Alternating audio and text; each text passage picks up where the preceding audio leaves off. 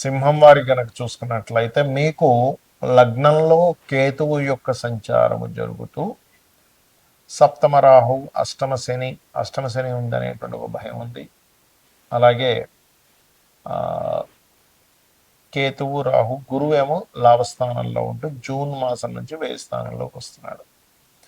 ఈ యొక్క గ్రహస్థితిని అనుసరించి మనకు సర్వసాధారణంగా ఉగాది నుంచి చూసుకుంటాం. కాకపోతే కొంతమంది ప్లానింగ్ కోసం అని జనవరి టు డిసెంబర్ చెప్పుకున్నాము. కర్కాటకం వారికి అసలు మీకు ఎటువంటి ఫలితాలు జరగనున్నాయి, ఏ విషయాల పట్ల మీరు జాగ్రత్త వహించాలి, ఏ రెమెడీ చేసుకోవాలనేటువంటి అంశాలు చెప్తుంది. నేనైనప్పటికీ కూడా చెప్పిస్తుంది సాక్షాత్ లలిత అమ్మవారికి భావిస్తూ, ప్రధానంగా ఇక్కడ లగ్న కేతు నవంబర్ వరకు ఉంటాడు రాశిలో కేతు అనేటువంటిది. కాబట్టి కొంచెం హెల్త్ పరమైనటువంటి విషయాలు కొంచెం కించిత్ జాగ్రత్తగా ఉండాలి. ఇన్ఫెక్షన్స్ లాంటివి వస్తూ ఉంటాయి. అయితే ఆధ్యాత్మికంలో వెళ్ళేటువంటి వారికి చాలా మంచి విషయం ఇది. అంటే స్పిరిచువల్గా చాలా బాగా వెళ్ళగలుగుతూ ఉంటారు. అదేవిధంగా మరొక విషయం ఏంటంటే కేతు రాశిలో ఉన్నందుకు ఉదయం నిద్ర లేచిన వెంటనే కూడా పదే 10 నిమిషాలు ఒకటి ప్రాక్టీస్ చేయండి. ఏంటంటే అది గణపతిని ధ్యానం చేయండి. ఖచ్చితంగా మీకు బాగుంటుంది. అదేవిధంగా మొదటి 6 నెలలు ఫైనాన్షియల్గా గ్రోత్ అనేటువంటిది ఉంటుంది. మరియు కొత్త కొత్త పరిచయాలు కూడా ఏర్పడతాయి. జూన్ తర్వాత నుంచి ఏదైనా ప్రాపర్టీ తీసుకుందాం అనుకునేది, అదేవిధంగా మీ యొక్క తండ్రి గారిది అంటే తాతగారికి సంబంధించిన ఏమైనా ప్రాపర్టీస్ అట్లాంటివి ఉంటే కొంతవరకు డిస్ప్యూట్స్లో ఉన్నవి కొంతవరకు క్లియర్ అయ్యేటువంటి ఛాన్సెస్ చూపిస్తుంది. ముఖ్యంగా కర్కాటకం అంటే మీ సింహం వారికి కర్కాటక రాశిలో గురువు వస్తున్నప్పటి నుంచి సంతానం కోసం ఇబ్బంది పడేటువంటి వారికి మొదటి 6 నెలలు చాలా అనుకూలమైనటువంటి సమయంగా చెప్పుకోవచ్చు. వివాహ సంబంధించినటువంటి విషయంలో సప్తమ స్థానంలో రాహు ఉన్నందుకు వివాహ సంబంధాలు వీలైనంత మట్టుకు దూర ప్రాంతాలవే ఎంచుకోండి. అది వేరే రాష్ట్రం అనుకోండి, వేరే దేశం అనుకోండి. అయితే రాహు యొక్క నక్షత్రంలో మొదటి 4 నెలలు ఉంటాడు కాబట్టి సేమ్ క్యాస్ట్ కాకుండా కొంచెం డిఫరెంట్ క్యాస్ట్లో సంబంధాలు సెటిల్ అవుతుంటాయి. అష్టమ శని ప్రభావం వల్ల 3 విషయాలు ప్రధానంగా జాగ్రత్త తీసుకోవాలి. ఒకటి, వాహనం మీద వెళ్ళేటప్పుడు. రెండవది, ఈ విషయం వల్ల నేను నిందపడతాను అనుకునేటువంటి అంశాల్లో కాస్త జాగ్రత్తగా ఉండండి. మరియు అదేవిధంగా ఇక్కడ ఎప్పుడైతే దశమాధిపతి అయినటువంటి శుక్రగ్రహం ఏదైతే ఉందో ప్రధానంగా ఈ అష్టమంలో ఉండే శని శుక్రుని వీక్షిస్తున్నాడు కాబట్టి ఆల్ ఆఫ్ సడన్గా కొన్ని నిర్ణయాలు ఉద్యోగపరంగా తీసుకుంటూ ఉంటారు. కాకపోతే కాస్త ఈ షేర్ మార్కెట్ ఇట్లాంటి విషయాల్లో కాస్త జాగ్రత్తగా ఉండాలి. ప్రధానంగా చూసుకున్నట్లయితే గురువు 12లోకి వచ్చినప్పుడు కొత్త ఇన్వెస్ట్మెంట్స్ కొన్ని ధర్మకార్యాలకు కూడా మీరు చేస్తారు జూన్ నుంచి. కాకపోతే మీరు ఎవరికైతే మీరు సహాయం చేస్తున్నారో అది అనవసరంగా అర్హత లేని వారికి ఏమైనా చేస్తున్నాం అని ఏమైనా ఇటువంటి చూసుకొని చేయండి. ఇక మీరు నిత్యము చేయవలసినటువంటి దేవతారాధన దత్తాత్రేయుడి యొక్క ఆరాధన, సుబ్రహ్మణ్యేశ్వర స్వామి యొక్క ఆరాధన చేయండి. అన్ని విధాలా బాగుంటుంది. ఈ గోచార పరంగా 2026 సంవత్సరంలో ఎలా ఉంటుంది? అసలు 2025 డిసెంబర్ నుంచే మనకి కుజుడు ధనుసు రాశిలోకి మారుతున్నందుకు పర్టికులర్గా ఈ సంవత్సరంలో జరిగే ఫలితాలు కానివ్వండి, మరియు అదేవిధంగా అసలు జన్మజాతకం గోచారం కాకుండా జన్మజాతకంలో ఏం చూసుకోవాలనే విషయాలు కూడా నేను చెప్తాను.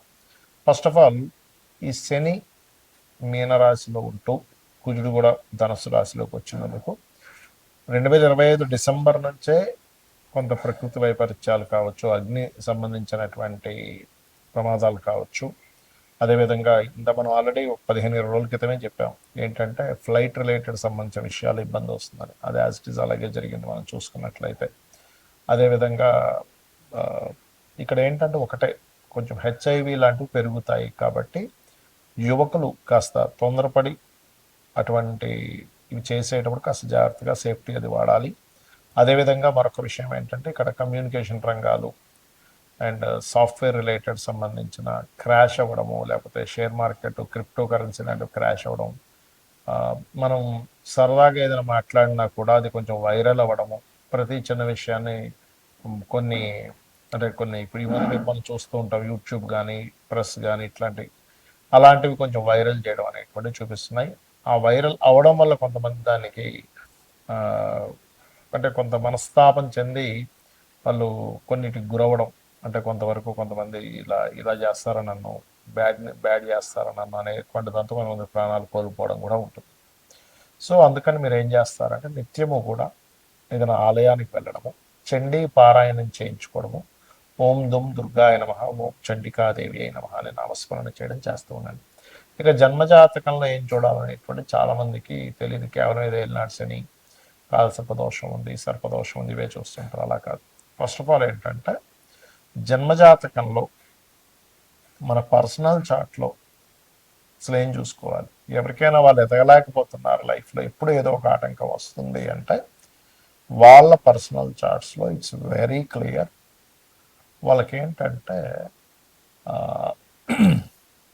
ఒకటే, వాళ్ళ చార్ట్లో ఎక్కడో కేతు సంబంధం ఉంటుంది, లేదా ఏదో పాపగ్రహ సంబంధం ఉంటుంది. అదేంటో లగ్నానికి ఎక్కడ కనెక్టివిటీ వచ్చిందో తెలుసుకొని దానికి సంబంధంగా రెమెడీ చేసుకుంటూ ఉంటే ఖచ్చితంగా బలి ఎదుగుతారు. అలాగే మరి కొంతమంది ధనపరంగా ఇబ్బంది పడుతుంటారు. ఎంతో కష్టపడుతున్నానండి, అవ్వట్లేదు, రావట్లేదు, నాకు వెళ్ళాల్సిన ఆదా ఇదా అనుకుంటారు. కాదు, మీ పర్సనల్ చార్ట్లో ధనాధిపతి అని ఉంటారు. ఆ ధనాధిపతి ఎలా ఉన్నాడు అనేటువంటి చూసుకోవాలి.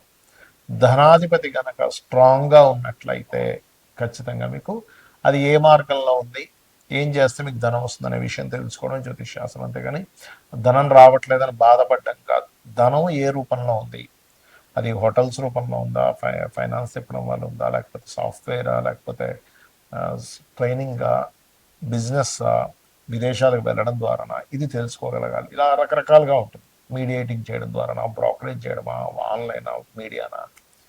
అలాగే కొంతమందికి అన్నదమ్ములతో గొడవలు వస్తుంటాయి. పూర్వజన్మ కర్మ అన్నదమ్ముల రూపంలోని, తల్లి రూపంలో, తండ్రి రూపంలో వస్తుంది. వాళ్ళ వల్ల మీరు ఇంకొంచెం సఫర్ అవుతూ ఉంటారు. అలాంటప్పుడు వాళ్ళతో వీలైనంత మట్టుకు ఎక్కువ గొడవల్లోకి వెళ్ళకపోతే ఆ కర్మ అనేటువంటిది పెరగదు, గుర్తుపెట్టుకోండి. అదేవిధంగా మీరు ఏ ఫేసింగ్ ఇంట్లో ఉంటే మీకు కలిసి వస్తుంది, ఏ సంవత్సరంలో మీరు ఇల్లు కొనుక్కుంటే బాగుంటుంది, ఏ సంవత్సరంలో మీరు వివాహం చేసుకుంటే బాగుంటుంది, ఏ సంవత్సరంలో మీరు ఇన్వెస్ట్మెంట్స్ చేస్తే బాగుంటుంది. ప్రతి దానికి కూడా positive trigger and negative trigger అని ఉంటుంది. అంటే పాజిటివ్ ట్రిగర్ పడ్డప్పుడేమో మీరు చేసే ఇన్వెస్ట్మెంట్స్, మీరు తీసుకునే డెసిషన్స్ చాలా బాగుంటాయి, గుర్తుపెట్టుకోండి. అంటే చాలా బాగా కలిసి వస్తుంది. నెగిటివ్ ట్రిగర్ అయ్యేటప్పుడు మీరు చేసే ఇన్వెస్ట్మెంట్స్ కానీ, ఆలోచన కానీ, ప్లానింగ్ కానీ అవన్నీ కూడా తిప్పి కొడతాయి. అరే వేస్ట్ అయిపోయింది అంటూ ఉంటాం, డెడ్ అయిపోయింది, డెడ్ ఇన్వెస్ట్మెంట్ అయిపోయింది, డబ్బులు కట్టే అంటూ ఉంటాం. అటువంటివి జరుగుతూ ఉంటాయి, గుర్తుపెట్టుకోండి.